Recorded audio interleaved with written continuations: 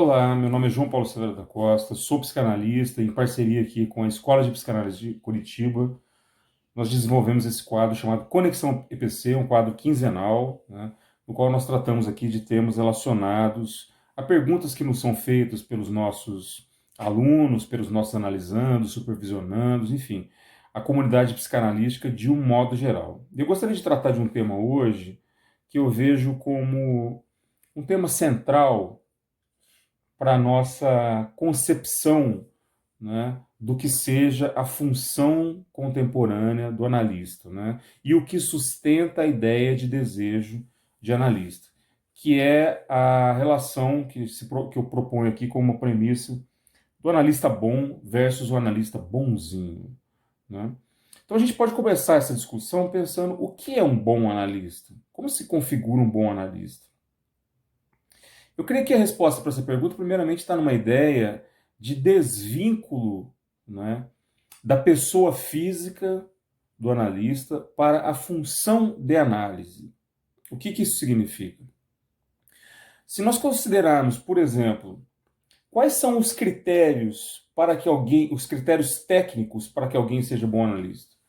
Bom, conhecimento teórico, né, estar sob análise, estar sob supervisão, né, ter ali um repertório interessante que abarque outras áreas, uma visão contemporânea de mundo, uma capacidade de escuta, né, e interpretação que resultem no movimento, né, rumo à cura em psicanálise, tal como é tratado na psicanálise, né, na melhora qualitativa e substancial das condições de vida do seu analisando, etc. E tal. Bom, essa parte técnica, né, da questão da análise.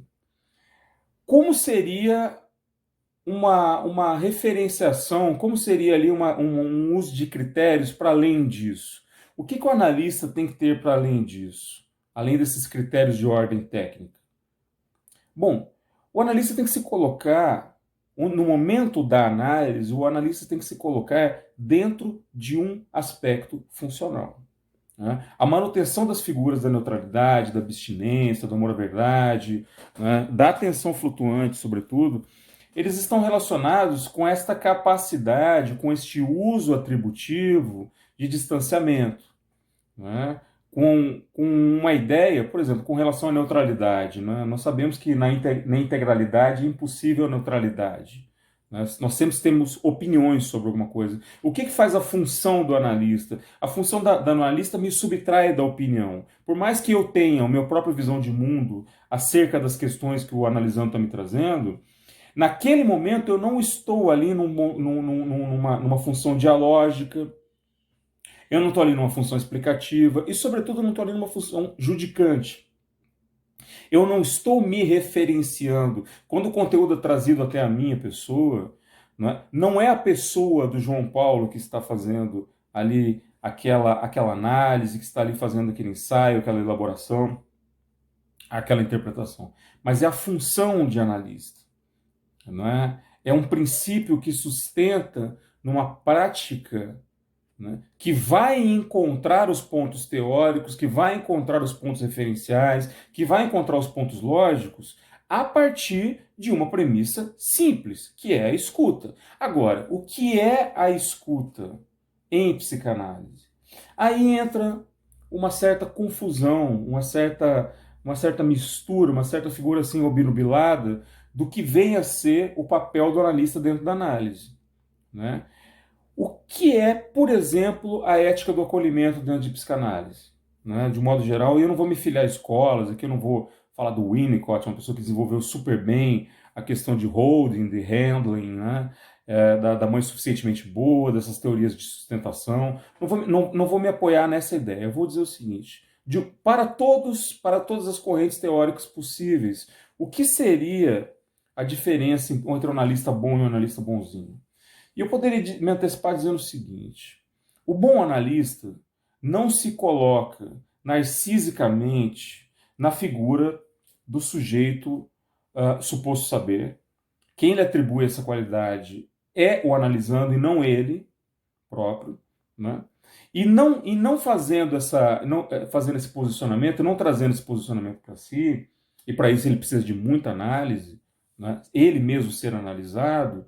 Para que isso não aconteça, ele tem, de certa forma, de estar num certo ponto de maturação para com a sua própria relação egóica, para com suas próprias relações intradinâmicas, né? Para suas próprias relações intrasubjetivas, para que ele possa oferecer ao analisando um local em que haja abstinência, haja neutralidade, mas, sobretudo, não haja ele, analista.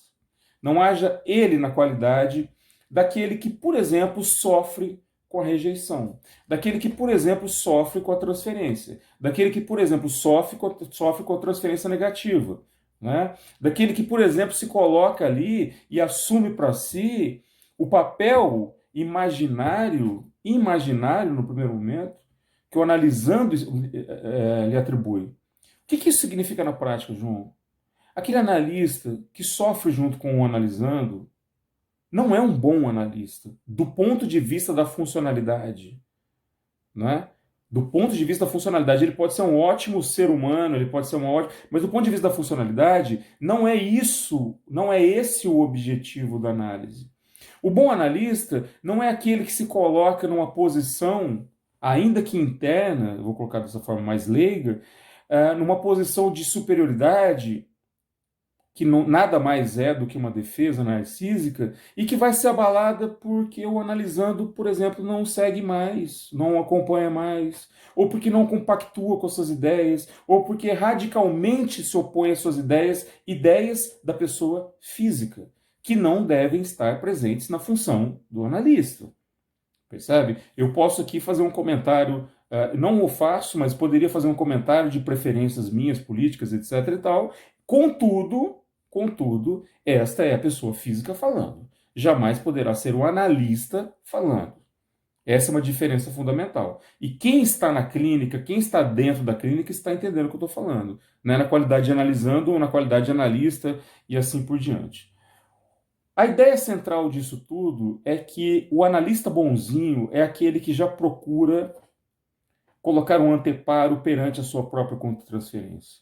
É aquele que já se antecipa nesse sofrimento, se entendendo como um ser, como um indivíduo de qualquer forma, substancialmente fragilizado e cuja fragilização será soerguida dentro da análise.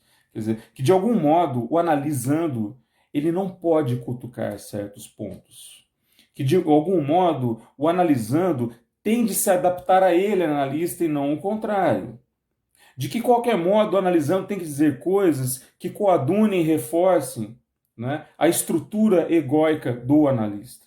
Isso, meus amigos, é a diferença entre o analista bom e o analista bonzinho. Quando a gente fala da escuta empática, quando a gente fala da escuta atenta, quando a gente fala sobre a questão da recepção e da forma de recepção do analisando, nós não estamos falando de uma amizade. Nós não estamos falando de alguém que sustente as minhas presunções egóicas. Nós não estamos falando de alguém que sustente a minha figura na qualidade do indivíduo que sabe além de qualquer coisa, né? Do indivíduo mais teorizado, mais robustecido teoricamente. Né? Nós não estamos aqui para receber aplausos, nós não estamos aqui para receber parabéns, nós não estamos aqui para ser bem-vindos sequer. A função do analista é a função do suporte do discurso. A função do analista é a função do recebedor do discurso. A função do analista é a função do intérprete do discurso. A função do analista, enfim, é tudo aquilo que não diga respeito à sua própria pessoa física, que diga respeito à sua própria, digamos, estrutura para além da clínica. Né? Então, é importantíssimo que a gente saiba disso, que nenhum analista jamais utilize a figura da análise, né, para ser enaltecido, para ser adulado ou idolatrado ou convencido de qualquer forma de que ele é algo a mais do que um mero analista. Se vocês entenderam a forma como estou usando essa colocação naquele contexto. Eu espero que você tenha gostado desse vídeo. Um grande abraço a vocês e até daqui 15 dias com mais um vídeo da série Conexão EPC. Forte abraço.